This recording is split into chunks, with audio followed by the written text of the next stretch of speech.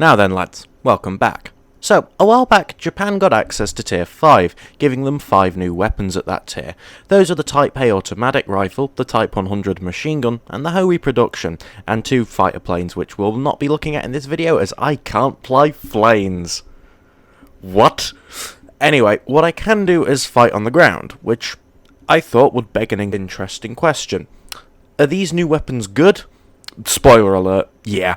So, first, let's do a quick overview of the 3 weapons that we'll be looking at. First is the Type A automatic. This is Japan's first and most likely only select fire rifle, which means it can be used by all rifle classes, and it may or may not perform more like a light machine gun than a rifle, but we'll get to that. Next is the Type 100 light machine gun, and I think calling it a light machine gun is a bit of an understatement, but hey, I'm not Darkflow. Anyway, this also comes with Machine Gunner Free and happens to be an incredibly good weapon with a low time to kill due to firing 2 bullets at once, but it does come with a bit of an interesting price. And finally is the HVAR production, a fictional tank destroyer with a 105mm cannon and happens to be incredibly thick and potentially indestructible. So let's get into each one. The Type A automatic is the first select fire rifle Japan has, and it's pretty interesting. Okay, so a few Battle Pass seasons ago, Darkflow added the Gorov LMG as a Gold Order weapon, which, despite being a light machine gun, ended up being given to the rifle class, and seemed to be fairly popular with Soviet players, so I'm gonna guess they decided, hey, let's just do the same thing, but with Japan. Which means that the Type A automatic is a pretty weird weapon. It has a fire rate of 720 combined with a 30-round magazine and a bipod. When combined, these give it the ability to absolutely screw over anything the Americans have, since it still retains the standard hit rate of 11.6. Oh yeah, and that's all with no upgrades. So with no upgrades, you already have a 2-shot light machine gun that still has fairly controllable recoil if you go all in on a no recoil build, which is what I recommend with this thing, as it turns it into an absolute monster. The Type A also happens to be a still competent long-range weapon, since it is still in essence a Type A, so that's something that it has really over the M2 carbine, and that's something that didn't really even need to have over it, but hey, it still does. The only major downside are the iron sights. Although the sights themselves are good, they are widely interrupted by the receiver, which blocks the sight whilst you're firing, and when you're trying to kind of, I guess, keep sustained fire, it can be annoying. Although this is annoying, I don't think it's a deal breaker, because unless you really don't like it, I don't think it's like too much of a reason to hate this thing, because it's already practically an assault rifle. Generally though, this is a pretty good weapon and definitely Japan's best gun, so if you have any choice to go for a tier 5 weapon first, this is the one I recommend the most. Overall, 8 out of 10. Allied players cry about it. The Type 100 is actually a pretty interesting weapon because there is a similar gun that functions like it, firing 2 bullets at a time, and that's not wielded by infantry, but by tanks. A number of early tanks for the Germans and the Soviets have dual machine guns, which have a really big advantage of giving them a higher base TTK, since generally you need to land 2 or 3 shots with one machine gun with one barrel on an enemy. If you can land both shots, you can pretty much kill them instantly. And now they've basically given that to the Japanese infantry. So this is actually pretty interesting. Now, this is the second Axis machine gun at tier 5 that has been snatched off a plane to be given in the hands of a basic machine gunner, and overall, it's pretty different. Unlike all the other Japanese machine guns that play more like the BAR or the Bren gun, the Type 100 plays much more like an MG13 or an MG42, because it's really more based around sort of holding down a position rather than actively running and pushing up. And its main gimmick is that it does shoot 2 rounds at once, which in theory, if both rounds connect, reduces the time to kill. However, the biggest problem I found with the Type 100 is that it is not at that accurate when aiming, since both rounds often miss, especially at longer ranges, where it gets really difficult to land the shots. This isn't helped either thanks to its slower 600 RPM, which means it can't compensate with the higher fire rate at ranges. This gun isn't bad, and for Tier 5, I would say it's a competent counter to the M1919, but because of how a lot of people would want to play this machine gun, which would be kind of at medium and longer ranges, it kind of reduces its effectiveness, unfortunately. Now, overall, I don't think this is a bad gun, as in close range it is absolutely a buzzsaw, it's really good, but it's definitely not as good as the Type A automatic. So, only a 7 out of 10 for you, Type 100. Ah, Gaijin. I do love when you completely fabricate documents to prop up the idea that these fake tanks you've invented are absolutely real and were never fake, because you made up this piece of paper that's totally real and absolutely not complete bullshit.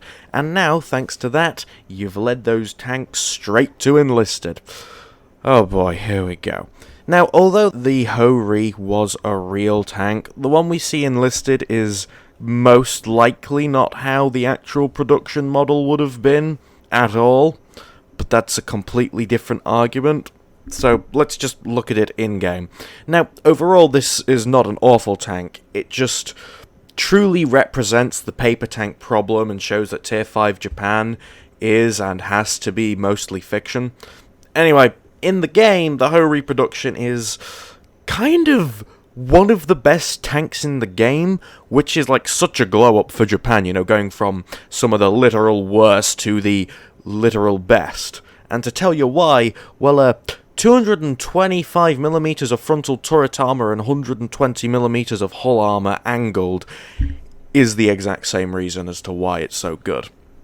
Which means that the HVAR has the most armor of any tank currently in the game when fighting it head-on. Now, a Japanese tank, of course, has a few problems.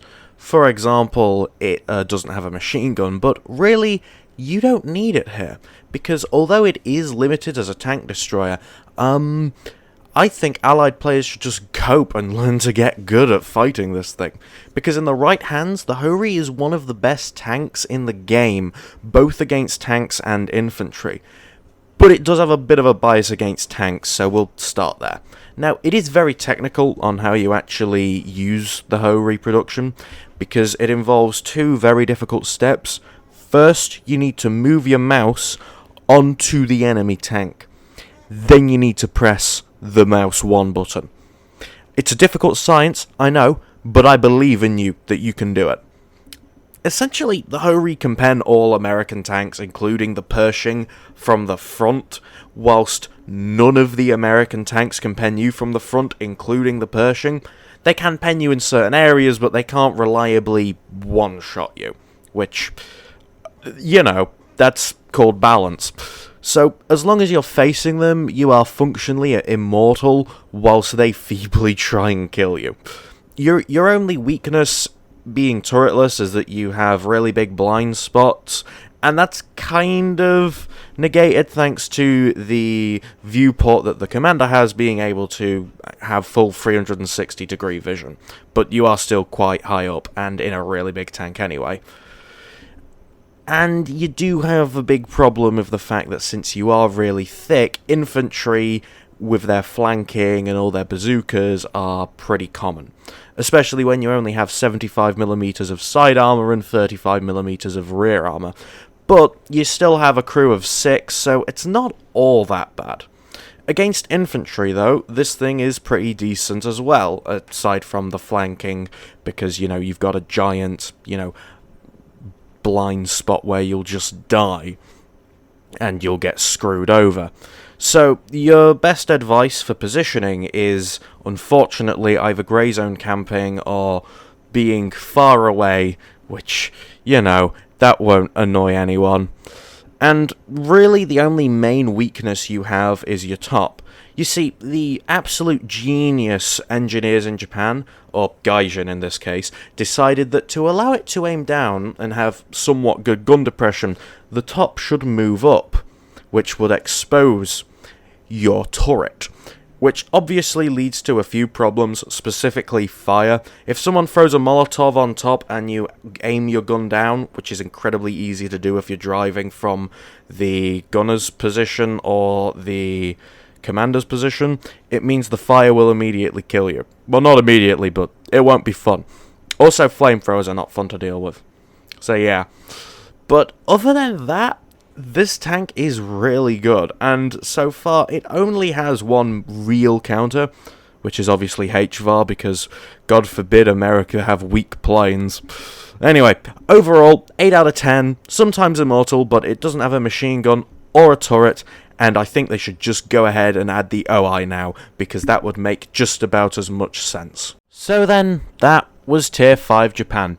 Pretty good, aside from being Tier 5 and with that, giant grind and all the fun I'm sure you'll have trying to get to it. It's actually pretty good, and against what everything America has, it doesn't just happen to meet the American expectations, but exceed them, which arguably they shouldn't be able to do, but hey, I prefer playing Japan to America, so I don't care. Anyway, despite it being kind of pointless them being Tier 5, it's nice that at least it's here. Oh, and for completionist's sake, so that no one can say that I didn't cover the planes, let me give my opinion on them. They don't come with rockets, therefore they're crap. Anyway, thank you for watching, and goodbye.